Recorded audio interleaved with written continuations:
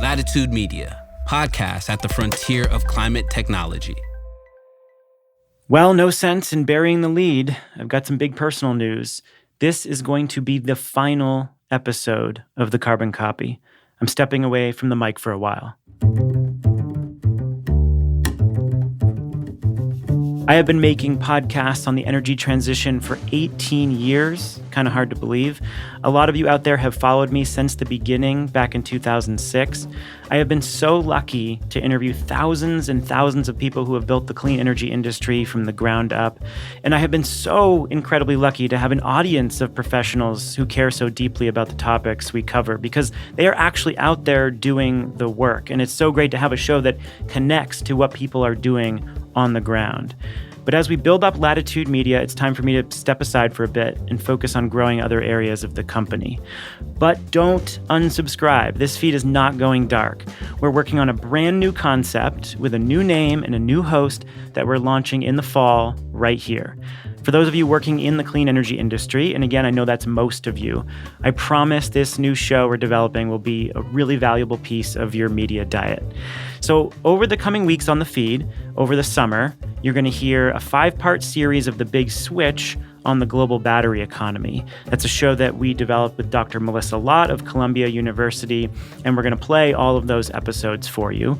And then in the fall, you will hear a brand new program right here, so stick with us.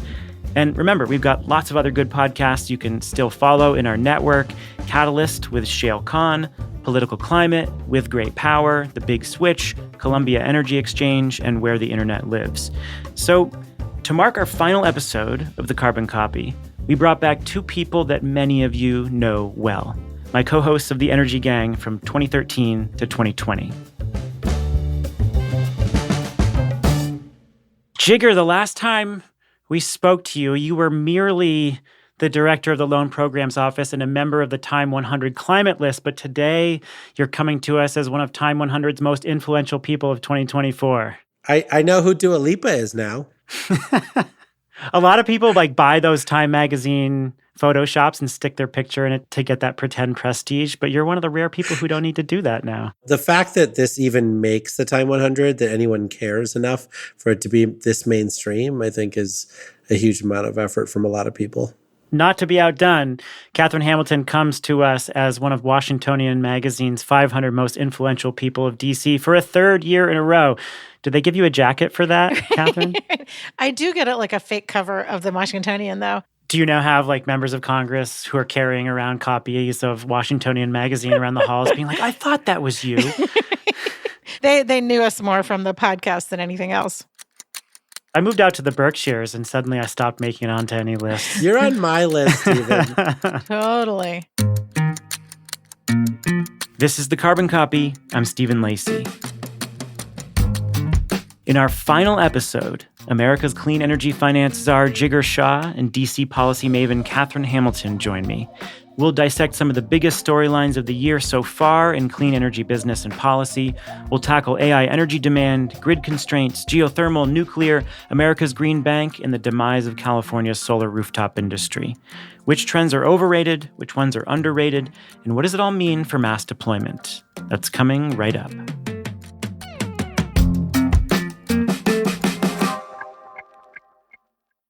America's green banks are preparing to unleash a wave of capital for clean energy. The Greenhouse Gas Reduction Fund invests a historic $27 billion in projects nationwide. This could mobilize up to $150 billion of private capital for solar, storage, efficiency, and electrification in underserved communities. So how do we deploy those billions quickly, efficiently, and with the highest impact? On July 18th, Latitude Media and Banyan Infrastructure will host a virtual event exploring the on-the-ground realities of making America's green banks a success. Register for free by clicking the link in the show notes or go to latitudemedia.com/events.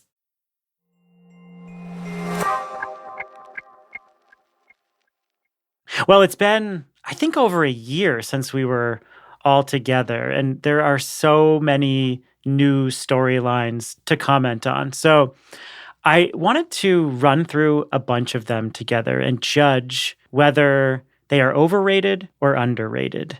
Before we do that, I want to talk about a story that is, of course, on everyone's minds, and that is the election. We're a few months away from the presidential election. It's a super tight race that will determine vastly different outcomes for climate and energy policy. And Katherine, I'm wondering, how is the election starting to influence the way people are talking about these issues in DC right now? Well, I mean, I deal with companies and organizations that are outside of DC, and basically they call breathing into a paper bag and saying, what on earth is going to happen? And I mean, is the breathing getting more labored now in the paper bag? Yes.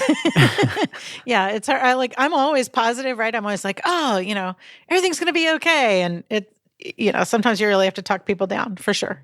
As you know, this is overwhelmingly an industry audience. What would you say to the industry during this uncertain political time? Jigar? I think it's important to realize where we are. The venture capital community, it was hovering around 10 billion, 15 billion a year worth of investment into our sector. In 2020, 2021, 2022, they got up to roughly 60 billion of investment into our sector. We SPAC'd a bunch of companies, right? The IRA and bill have now passed, right? So America was always the place that you wanted to start your company, but many of your markets were overseas because, we had a patchwork quilt of implementation. Today, that is not true. I mean, we're investing in every single county and every single state in this country.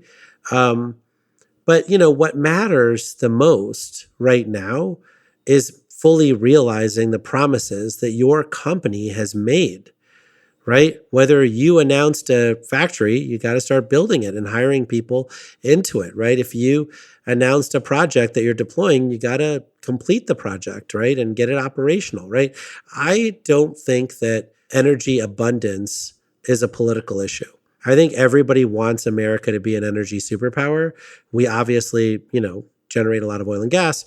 We obviously generate a lot of nuclear power.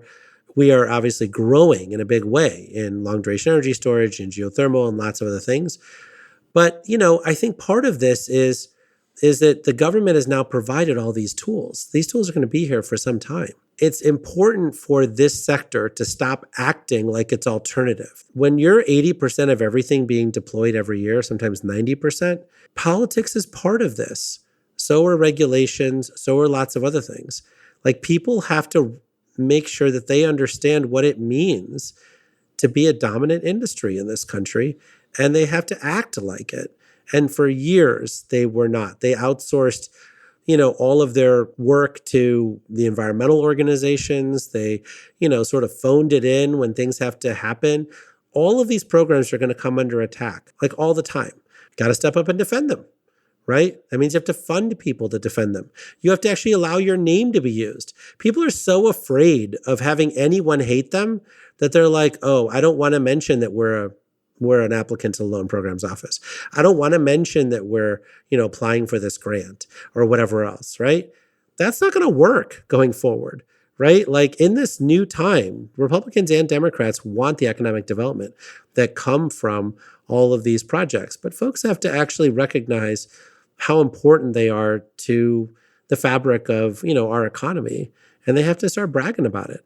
Yeah, I totally agree with that. I would just say that, my entire career built up to what we've finally ended up with the Inflation Reduction Act. And then the last 2 years has been a flurry of implementing that and actually getting the rules right. And, thank goodness for Department of Energy and Department of Treasury and all the folks out there who are working hard to translate statute into something that companies could find comfort and certainty to invest in. And it takes a little time, right? So it's taken a little time to make sure that the rules are out to get the investors to the table. But directionally, we are there. And we have to be able to talk about that and have to be able to talk about where we want to be. And I think we can do it. We're all going in the right direction. We just have to keep on.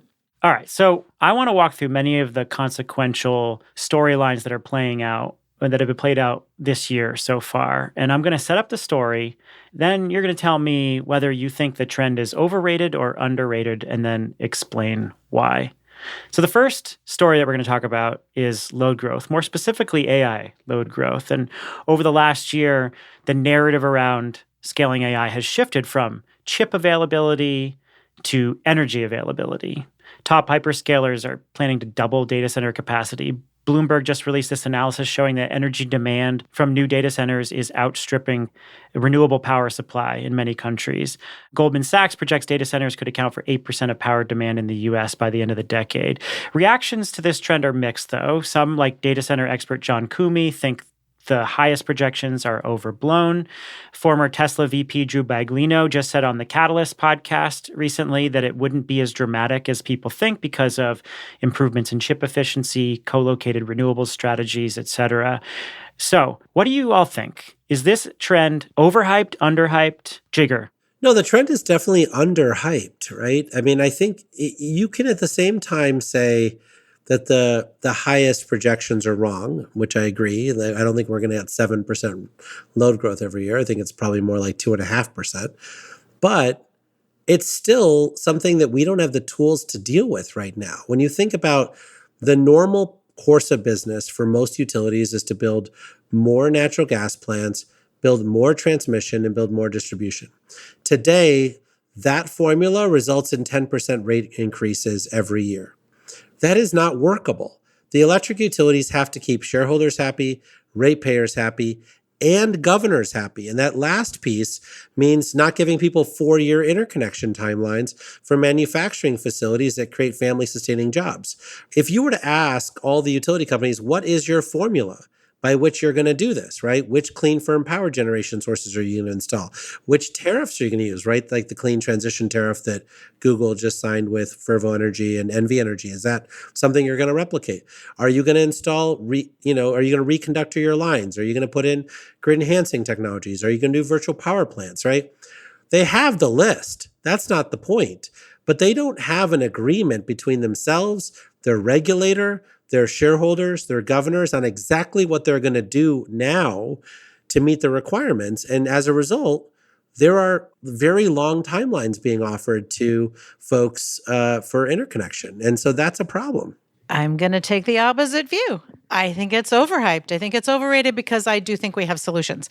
Now, I also would point to some of what Jigar said is like, I don't think he's wrong about we don't necessarily have a plan, but I would point people to a really good webinar that Latitude Media did back in May that you can listen back to. And it's a really good discussion about this. So it was somebody who worked for Microsoft, it was somebody from Energy Innovation, and it was somebody from a company that provides solutions for AI companies to how to manage their demand. And Energy Innovation offers a few things. They say you want to build renewables and storage where you can. Those are quick. We can get that done quickly. You generate closer to demand. So there are places where plants are being sited, AI plants are being sited closer to generating facilities, like nuclear facilities, and we'll talk about that in a little bit.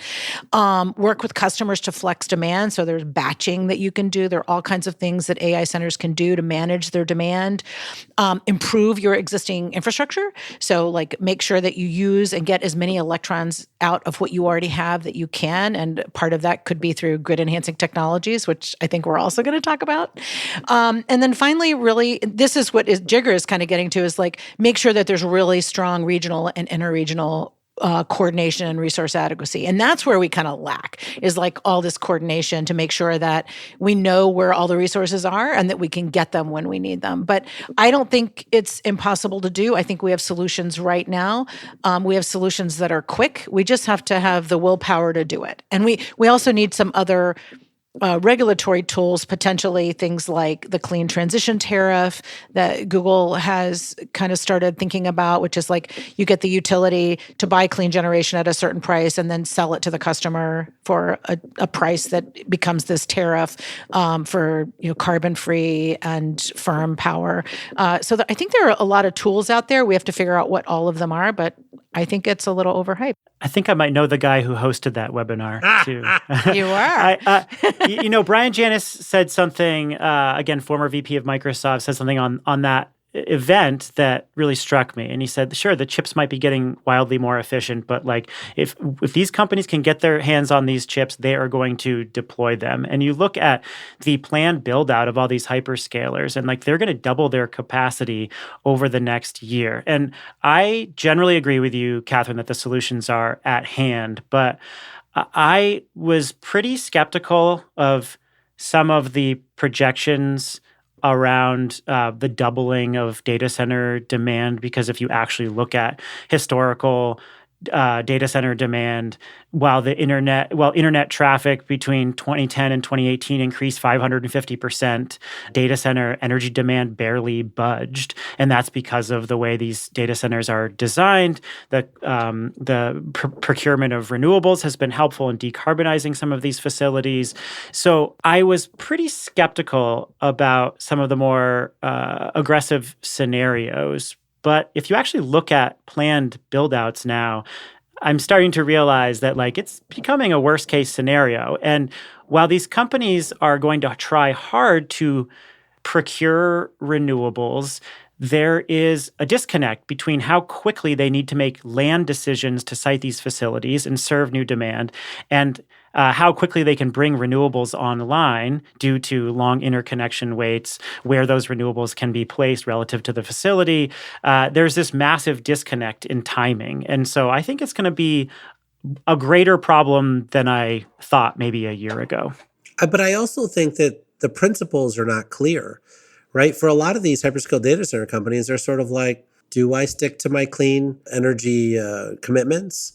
Right? Don't I just hook up to natural gas, right? Or if they do hook up to renewable energy, they're like, how about I just get away with 4 hours worth of battery storage? So I'm not really 24/7, and I am taxing the rest of the grid, but whatever, right? No, you got to put in long duration energy storage. And yeah, it's going to cost you more, but you're the one who signed up for 24/7 clean firm power targets on your website, and they still haven't taken it down. So they're getting all of the free PR for putting it on their website, but now they have to actually pay for 24/7 clean firm power on the other side, right? And they can't shift the cost to poor people and have everyone's rates go up by 6% because of their load growth. So I do think that the principles behind this are not agreed upon yet, which is why I think the cultural shift, which Katherine is suggesting we need to make, right, to be able to get all of these solutions that we know we have implemented, is not a foregone conclusion.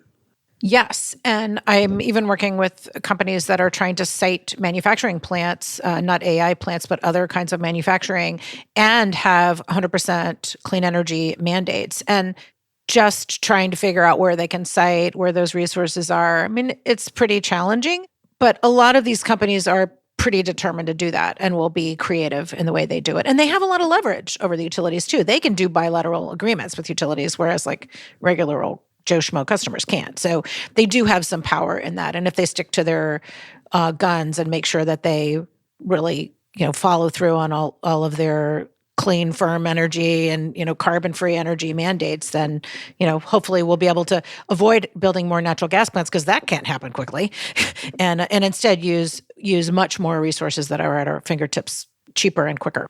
Let's go into one of the technology sets designed to potentially deal with this problem, opening up more grid capacity for things like data centers and manufacturing facilities. And that is grid enhancing technologies. There's been this surge of interest in grid enhancing tech to expand grid capacity, like dynamic line rating, power flow controllers, also with the retrofitting of existing lines with advanced conductors. And that all taken together, that could potentially double the size of the grid. And of course, a DOE liftoff report concluded that we could support 100 gigawatts of incremental peak demand through these technologies. According to Energy Innovation, this could also quadruple the current pace of nationwide transmission build out if through reconductoring, could cut the cost of a 90% clean grid by $85 billion by 2035. And Brian Deese calls it a triple win for doubling the size of the grid. So there is a lot of excitement about these technologies, certainly a lot of barriers to how they're getting deployed within specific utilities. So is this set of technologies underrated or overrated? Katherine, you go first on this one.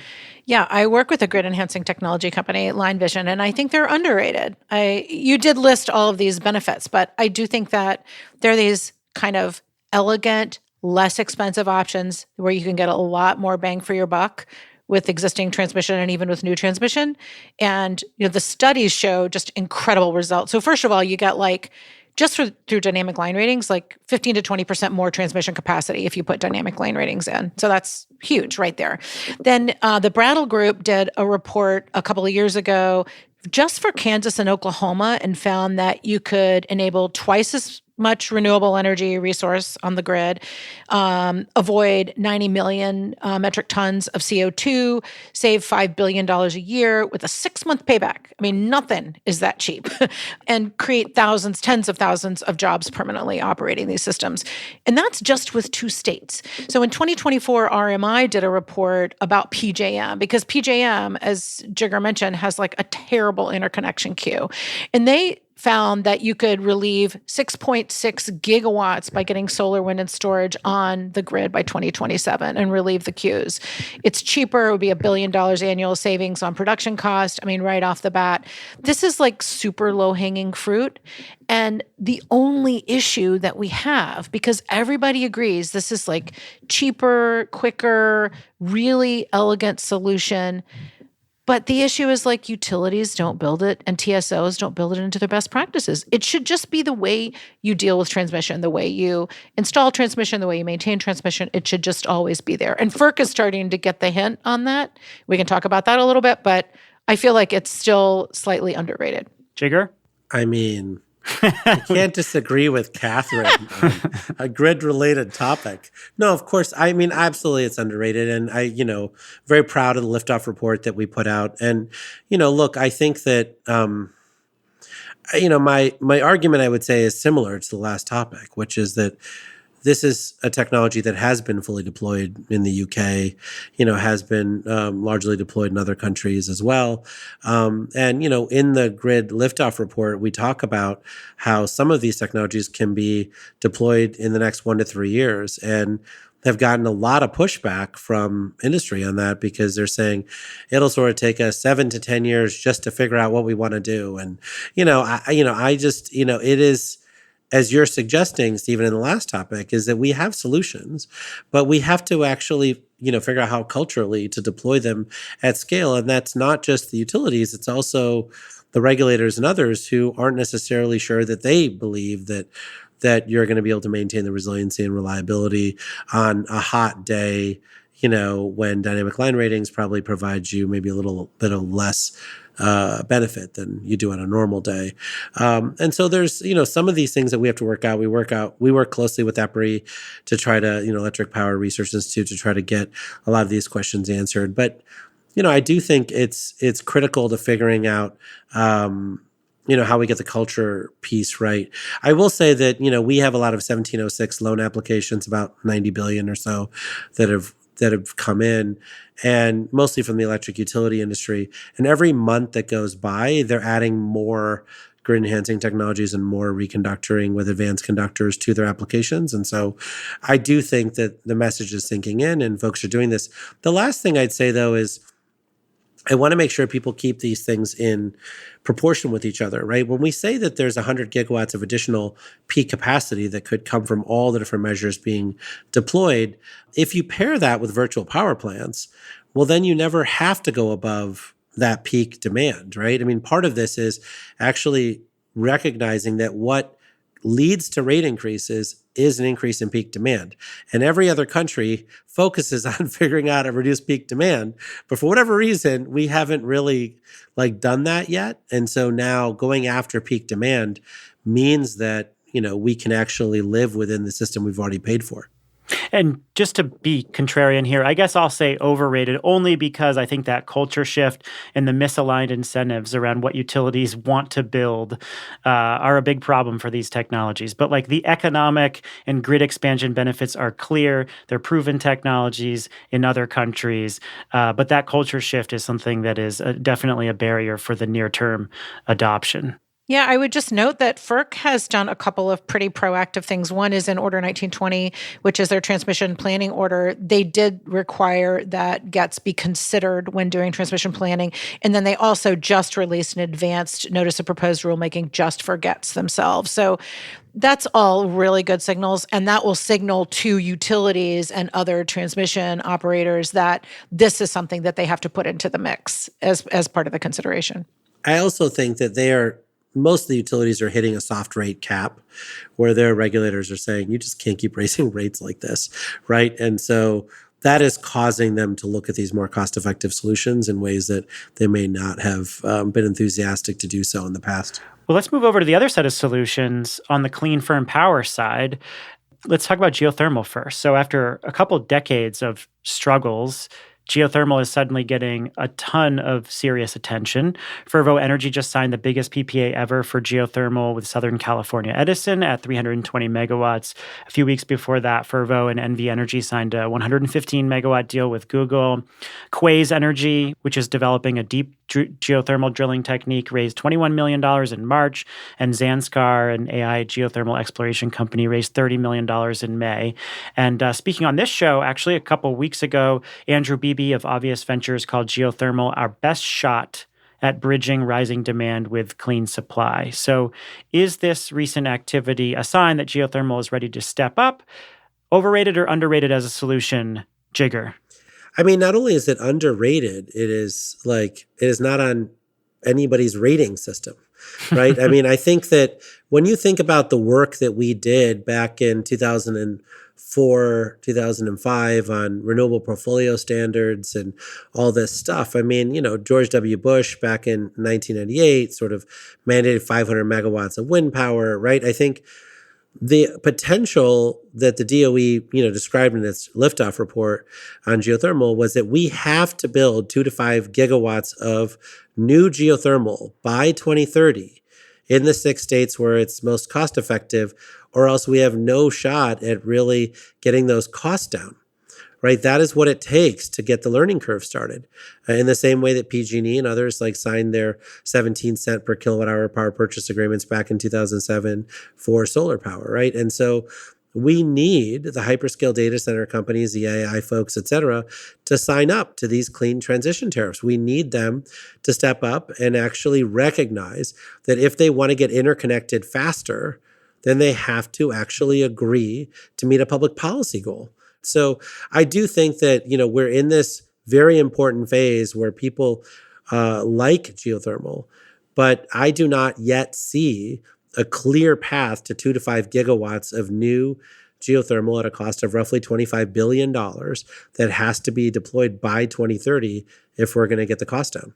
You mentioned this clean transition tariff a couple of times. Can you explain to listeners what that is? Yeah, I mean, and Katherine can correct any mistakes I make here, but it's pretty straightforward. Basically, NV Energy is a regulated utility. It is one of the states that has a great geothermal resource. And so if Fervo is going to unlock that power, the easiest way for Google to get access to that power is through NV Energy. Now, NV Energy might not normally pay over $100 a megawatt hour for power from, a clean, firm power generation source. And so if they're going to agree to that, it's easier for them to do that if they know they can just turn around and sell it to Google for roughly the same price they paid for it.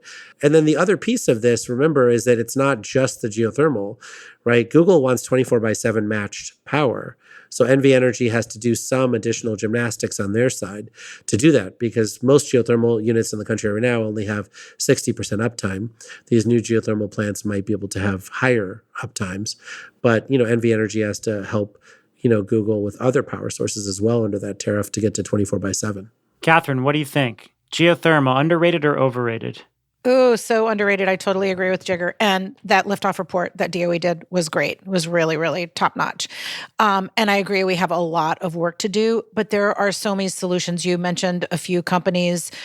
Ever is a company that I work with. They're a closed loop technology. So the cool thing about these kind of next generation technologies is you don't have to find a reservoir. You don't have to find a hydrothermal resource. All you need is heat. So you dig down, you find heat. And guess what? If you dig far enough anywhere in the entire world, there is heat. So Ever's first commercial project is in Geretsried, Germany. They're going to produce thermal and electrical energy. They have a lot of district heating in Europe, so this is a really good solution for them. And that is not what you would consider a super thermodynamic resource in Germany as opposed to the American West, where it's really, really good. And yet that's where they're starting. And I think that's going to happen throughout the U.S. as well, in addition to the American West, where the resources are really, really good. But you need some things. You need like a categorical exclusion on public lands, the same way that oil and gas and other renewables have. You have to have people really processing those permits. So, if somebody from BLM has a stack of permits, they have like a fishing license and the snowmobile permit and a geothermal plant, like all in the same pile. We need to get people up to speed on being able to process those. We need to be able to build on Department of Defense withdrawn lands. We need to make sure that we continue to fund demo projects, not just R&D, but like actually get these projects to be commercial in scale. And I think you've seen that with some of these projects announcements with Fervo. But I think it's very underrated, and I think it's all going to be an opportunity for geothermal. The other thing geothermal can do is it almost acts, especially the closed loop systems, as storage. So you can do load following with these resources. So they're really good to use for grid management in addition to providing clean, firm power. So I'm a big stan of geothermal and think it's been the stepchild for too long. We are on track, though, to be clear, on the categorical exemption side for BLM, right? So that was announced in April. And all unused oil and gas permits on public lands can automatically be converted into geothermal. Yeah. To me, that's a personnel issue. We just have to get enough staff to process them because I think the rules are going to be in place. Man, Jigar, your team has put together a comprehensive liftoff report for like every topic here. When am I going to get a leather-bound version of all those liftoff reports together, signed by you? It'll be like Time Life books, Every month we'll send you a leather-bound book for $24.95. Does it come with a plate or a spoon? You could put in like a little cabinet. We'll get you a coin, one of those silver and gold coins you could get for a low, low price of $595.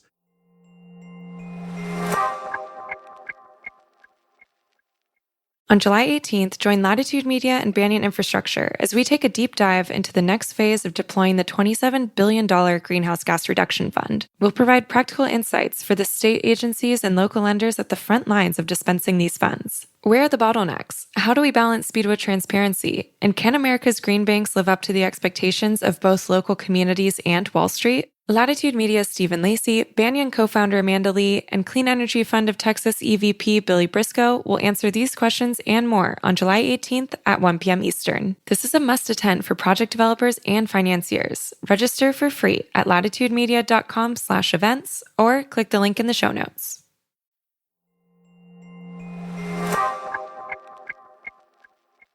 Let's go over to the other clean, firm resource that everyone's talking about, which is nuclear. The big news in nuclear power came out of Washington recently when lawmakers passed a major piece of bipartisan legislation promoting advanced reactors as part of the ADVANCE Act. It's designed to streamline permitting and cut regulatory costs for new reactor designs, which have often languished in regulatory purgatory. Even with nuclear's long struggles with costs and engineering talent and regulation, many believe this policy win, plus load growth, is creating real tailwinds for the industry. Constellation CEO says nukes and data centers are like peanut butter and jelly. So, nuclear. I suspect there are some very strong opinions out there among our listenership about this one. Overrated or underrated? Katherine, over to you first. Oh, I had a feeling you were going to call on me because I know what Jigar's going to say. I've always thought nuclear is overrated. Like, that's just my going-in position. I've never worked on it, never been, I certainly am interested in developments in nuclear, but it's not something I work on or advocate for at all. It is 19% of the U.S. electrical resource out there. So it's like producing power, doing a good job. There are a lot of plants out there operating a long time. I know there are a lot of technologies coming along. The ADVANCE Act does simplify some of the NRC rules. Now, like some of the environmental groups are saying this is not great for the environment and for the waste issue and could skirt some of the safety concerns.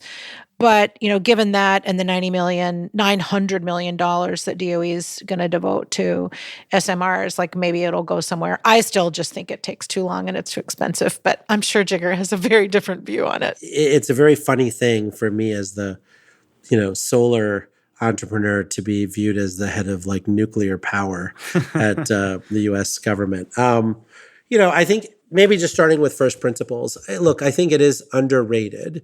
And I do think that when you think about what we all want to accomplish, which is the decarbonization of the electricity grid, but more than that, the electrification of the energy usage that we already do, whether it's in electric vehicles or whether it's in industrial heat or other places, right? We are going to need a lot more electricity. So I think when you think about how much solar and wind we're going to be deploying, it is as much as we possibly can do. And you see that, for sure in China, you see that in Europe, you see that in the United States, although I think we could be doing more in the United States, and you're still short a lot.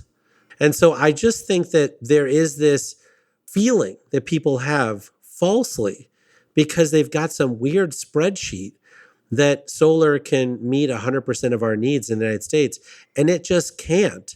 And I love solar, right? But it just can't. I mean, and so then the question becomes, where do we get it, right? And I love geothermal, but it's only cost effective in 6 states right now, and not dissimilar to solar, by the way, right? I mean, all the very low costs that we get are really from the Texas Panhandle. You're not getting that level of cost per megawatt hour in New York. And so one of the challenges that I have is when you think about what this grid looks like in the future, it's got to be a lot more diverse, right? And so that's why I think nuclear has to, at the very least, maintain its 19 to 20% market share for the foreseeable future as we double electricity generation in this country, and probably needs to go up a little bit because we're, going to be taking offline over 200 gigawatts of coal over the next, 15 years, just mainly because it's at the end of life. So there's that piece of it. The other piece of it, though, is we've already done the hard work, right? So the American nuclear industry basically didn't exist when we started the Vogtle nuclear plant. We had to complete the design. This is the first reactor ever to get a construction permit and be completed under the NRC. Every other reactor started under the Atomic Energy Commission. And so the first time the NRC has ever started and finished a reactor is the Vogtle nuclear plant. We had to complete the design. We had to figure out how to actually build the entire workforce. We had to put in place the entire supply chain, had a high profile bankruptcy in the middle of that supply chain, right? And now with all of the additional incentives, you can build a new nuclear reactor as long as, get some of the bonus credits like energy communities, et cetera, at $100 a megawatt hour. Guess what else is $100 a megawatt hour? Geothermal. Guess what else is $100 a megawatt hour? Solar plus wind plus long duration energy storage, right? And so it's all the same cost. And so for those folks who are like, but solar is at $35 a megawatt hour. Fine, when you have no battery storage and you stick it in the ideal location. But if we're looking at hyperscale data center companies and they need 25,000 megawatts of new load here, right? All of the solutions that are 24/7 clean firm are starting off at roughly the same cost. And now we have to see how we get all of them down the cost curve. What do you think of the Advance Act? This is a question for either one of you. How big of a deal is it? Certainly a big deal that we had this piece of bipartisan energy legislation pass, but how is it transformative? It is, right? Remember that when the NRC was established, 3 Mile Island occurred right after. And so the NRC's main mandate has been only safety and not the promotion of nuclear power. And with the Advance Act, they now have a dual mandate of both safety and promoting nuclear power. That is a huge shift in culture, which I'm sure will take time to fully implement. But separately, I would say that having done this nuclear stuff for the better part of 3 years, I don't know of a single project that was hurt in any material way by the NRC, right? So I do see the NRC being a bottleneck when we're building 10 reactors a year, but we're not building 10 reactors a year right now. And so the NRC is not currently the long pole in the tent, even though everybody wants to blame them. The current, challenge is just that America has to learn how to do big things. Let's go to distributed solar now. Over California, where the solar industry has imploded, After net metering reforms, solar installations fell quarter by quarter by 80%. We'll probably see a 40% decline in residential installations in 2024, according to Wood Mackenzie. But battery attachments have risen by 50%, according to Lawrence Berkeley National Lab.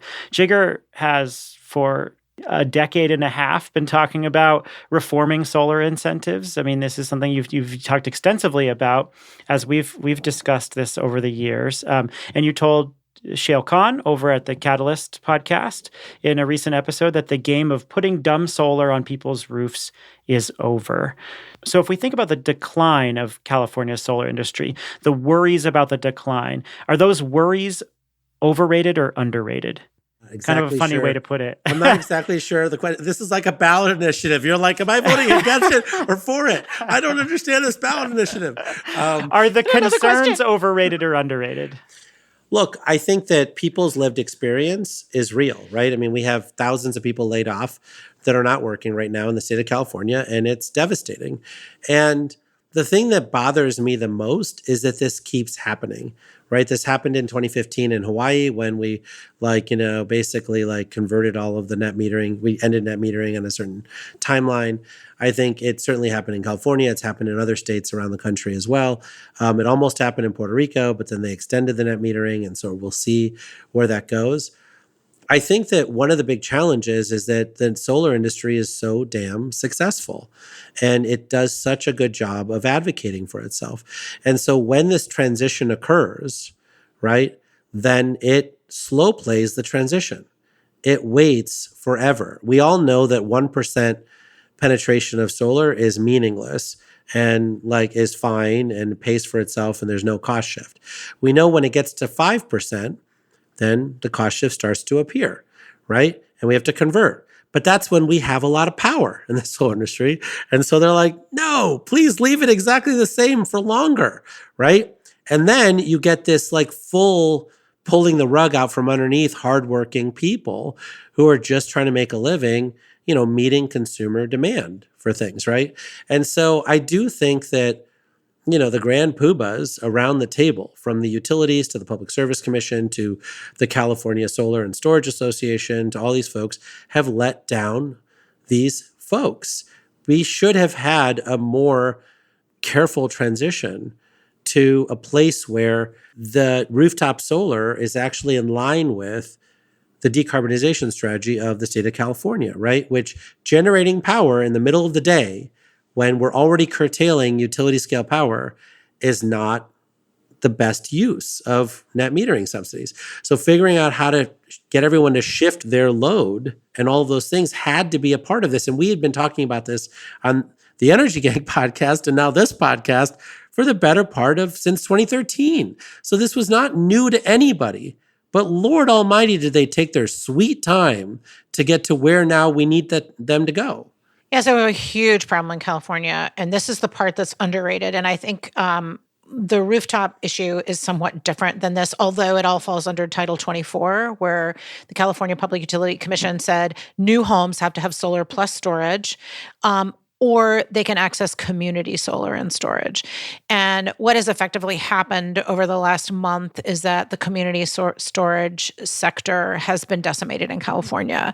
And it was as a result of a decision that was made by the PUC that basically said that the construct that they were going to use for community solar would not be third-party based. So third parties would normally come in, have people subscribe and compete to enable the least cost community solar for all of those customers that don't have rooftops, that don't own their homes, that don't have roofs that work for solar. Having community solar is a huge option. Having community solar for C&I is a big option too. So having those plants out there developed by third parties is really, really important. There's a big program in New York, a big program in Illinois. There are about 20 states in DC that have these really successful programs. California basically said, nope, that's not what we're going to do. We're only going to have it work for utilities to run these projects. And what that means is they're not going to be cost effective. They're not going to deliver costs to the customers, especially low income customers. So it's really problematic. We fought back some of the worst part of the decision, which would have made them all PURPA projects, which would basically have killed all of the programs in all of those states because it would have harkened back to, a federal law, a federal statute.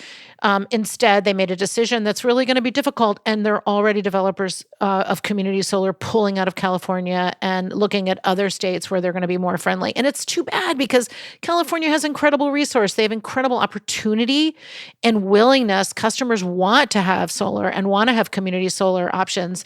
And because of this decision, it's really going to be almost impossible for them to access that. And, hopefully there will be another law in the next legislature in California, but it's really too bad. And I think it's something that's been underrated and something we need to focus on in the next year. So, Jigar, simple question with a complicated answer. If we are trying to avoid these cost shifts, support more battery attachment, and ultimately get these dumb solar systems to be part of virtual power plants, is there a particular policy that you think would be better for that? And I know you might not be able to advocate for a particular policy within DOE, but are there policy frameworks that you think are better to be considering? We have a liftoff report for that, Stephen. You get a liftoff report. You get a liftoff report.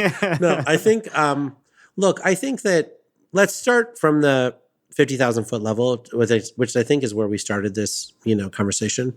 The U.S. for the first time in a very long time has load growth. So a lot of these conversations that people have long memories around are really around this zero-sum game conversation, right? Because we had no load growth. Every time someone put a new solar system on, that was another power plant that was getting backed off that they had already paid for, that they thought they were getting, a lower rate of return on, right? So today, we now are returning to load growth. And it's a load growth that, frankly, is a little scary to a lot of the regulators, a lot of the utilities, et cetera. So as a result, we have an opportunity to make electricity more affordable through good policy. We are really at this moment where we can make good decisions, right? One of those decisions is to figure out how to use what we've already paid for more effectively and more efficiently and more cost effectively. This is something that Richard Kaufman talked about with the REV effort in New York, which failed miserably. Right? And so this is a very difficult thing to solve. And I think that those of us who actually just sort of say, oh, don't worry, it's going to happen, are fooling ourselves. Because even if the electric utilities wanted it to happen, they don't have the systems in place. Most electric utilities don't have any data that they're collecting beyond the substation where the distribution grid starts, as you know, since you sponsored this whole grid edge effort for 10 years, right? And so we are sitting in a situation where the solar industry knows more about what's happening on a grid than the utility does, right? Because the inverters collect data all the time to make sure it's meeting, IEEE 1547. So we are in a weird situation where these two parties have to figure out how to work together. And when you think about the fact that most solar projects are financed, those financing companies have a 20-year relationship with that homeowner. So as every single appliance that you purchase comes with an app, I just bought 2 humidifiers. For the love of God, both of them had an app, right? A humidifier, right? But certainly your water heater does, your refrigerator does, your EV charger has an app that's associated with it, et cetera. So by definition, there's connectivity. Right? Now, when you look at different company solutions, whether it's Lunar Energy or Enphase or IQ8 or others, they're actually integrating all that stuff in. It's not just solar plus storage. They're actually integrating your natural gas backup generator, if you want, into the control system, right? So now let's talk about California. California has instituted all this pain, in some ways sort of in the most offensive way possible, and provided no carrots, no support. So if you put a battery in because of NEM 3.0, you're not getting compensated Rocky Mountain Power compensates its batteries in Utah in the Salt Lake City region. But remember, the most lucrative year ever for batteries in California was last year, right? The most lucrative. Guess who got no benefit out of it? Residential solar, right? And so at some point, this all has to come together, and utilities have to believe that rooftops can be a part of how they solve this load growth. We can no longer be assuming that people can just turn everything on and the utility grid has to be able to handle it, right? Because that leaves you with, what amounts to, I think, 15% rate increases every year for the last 4 years for PG&E because of uncontrolled distribution grid investments. And it's not wildfire related. Let's just be crystal clear. People call it wildfire. 3 to 4%, 5% of it's wildfire related. The rest of it is poor planning. And we just have to figure out how to fix it. So there's lots of policy recommendations, but the biggest policy recommendation are two things. One, everything needs to be opt-out. This notion that we need to spend $700 to talk to people and beg them to opt into something is Looney Tunes. When you hook up something, it's automatically opted into a VPP, and then we should give you an unsubscribe link, just like your emails, and everyone can unsubscribe easily from a consumer protection standpoint. But you have to be opted in, right? But the second thing is that it has to be automated. The notion that you're going to be sending people text messages and signals every day, 4 times a day to do this is nuts. You can't expect people to live their life by texting, responses. And so it has to all be automated, right? And so that means there has to be a price signal, has to send a price signal, right? And whether it's a third party or whether it's the electric utility that buys the software, all that stuff has to get done. My message to utilities is always there are all these companies with solutions. All these third parties have solutions, exactly the ones that Jigar mentioned. And utilities need to do what they're really good at doing, and they need to partner with folks who know how to solve for what's at the edge of the grid and not try to do it all themselves. They just don't know how to do that. So I feel like this is something we need to really continue to hammer home with regulators and with utilities, because yes, you want to partner with them, but let them do what they're really good at, and let all of these entrepreneurs and innovators at the edge of the grid bring those resources to the utilities and trust that they're going to work together, because I think that's the only way we're going to get it done quickly. Well, let's wrap up with a conversation about how we finance this stuff. If we're talking about EVs and solar and heat pumps, we'll turn to the Greenhouse Gas Reduction Fund, known as America's Green Bank. It includes tens of billions of dollars that are being administered by local financing partners to offer financial support for a wide range of clean energy technologies to people who might not otherwise be able to afford them. But this money that is now being sent to these financing partners needs to get out the door fast and efficiently. And a lot of local lenders around the country have never financed, say, a distributed solar project. And a lot of the programs, that are managing these dollars at the local level are also new. So is the Greenhouse Gas Reduction Fund really ready to unleash tens of thousands of clean energy projects, as Michael Regan, EPA administrator, said recently? Katherine, this is the thing that you've been working on for so long, for such a big part of your career. I obviously know that you think that the GGRF is underrated. Am I right in that? Yes, I think they're underrated and that the problem is overrated. Okay, so explain your rating here. Yeah. So when the bill was originally written for the Build Back Better piece of legislation before the Inflation Reduction Act, it was a long piece of legislation. It detailed how this all should work. And of course, when it got into the Inflation Reduction Act, because it had to be done through reconciliation, everything had to be the length of a tweet. So you couldn't put in a lot of that background, this is how this thing should work. To EPA's credit, they went back and read the original underlying legislation, and I feel like they've done a really good job of trying to figure out how do they parse all this funding, how do they make sure it's going to go to groups that are going to be able to leverage partnerships that then get the funding to the right folks. And crucially, the funding, if it is not obligated by September 30th of this year, it goes away.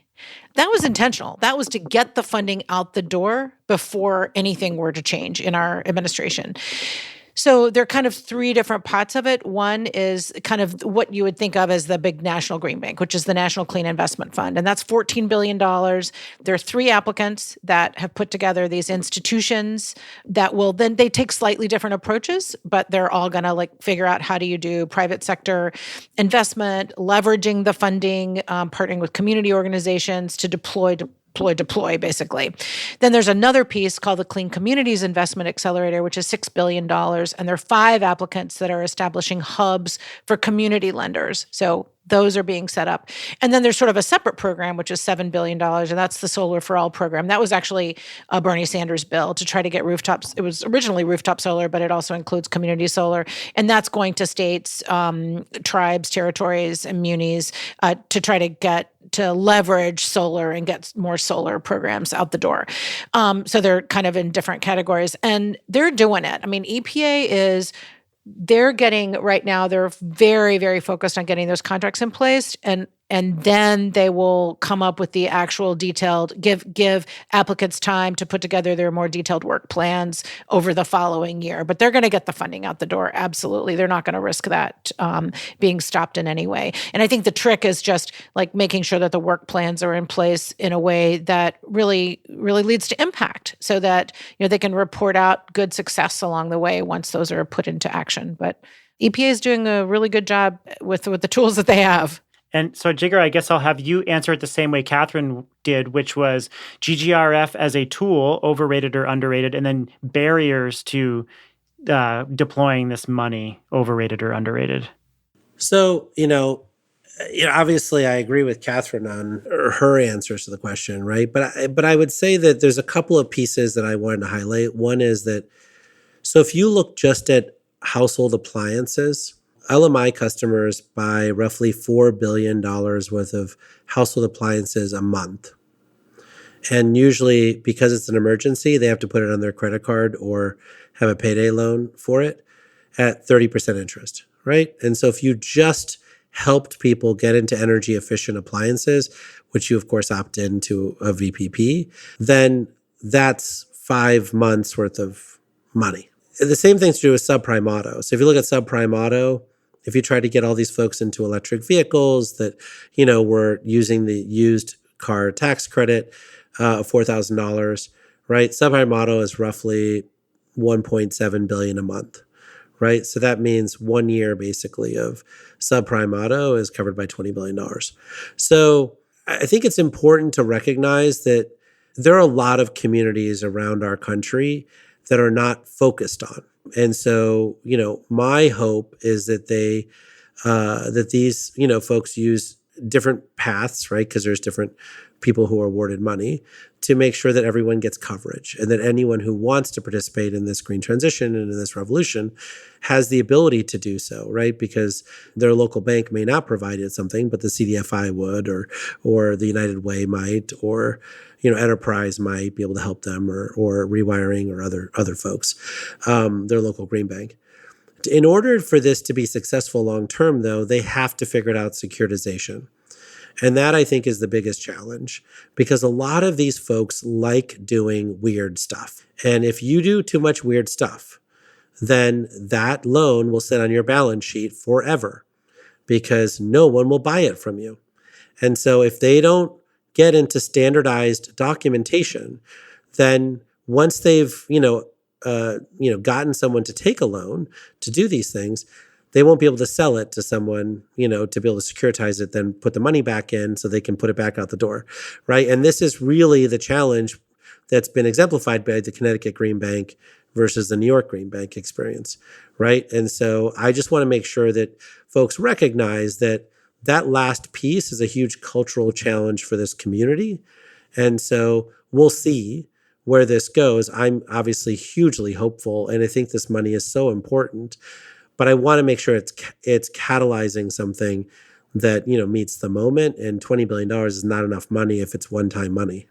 Yeah, you're totally right to bring that up, Jigar. And I would just point to the Coalition for Green Capital that's been working on this for years and years. Their vision was, of course, to have kind of two separate ways of looking at it. One was to invest in high yield projects so that aren't that aren't risky, and then have the returns from that to feed back into the projects that could be potentially more risky. So they partner with Elemental Accelerator and some others to try to make sure that they can do that they can divvy it up so that, yes, you get a lot of funding going to communities that need it the most, the low-income communities, and just those that have been left behind, but that you also have projects that are going to be continually bringing in revenue so that you can feed those and secure those loans. So I think there's a lot of thought behind it, but you're right. It was supposed to be $100 billion. So now we're down. That group has $5 billion. Let's see what they can do with it. Katherine Hamilton, Chair of 38 North Solutions. Thank you. Thank you. This has been great. Jigar Shah, Director of the DOE's Loan Programs Office. So good to see you. What a treat. So great to see you.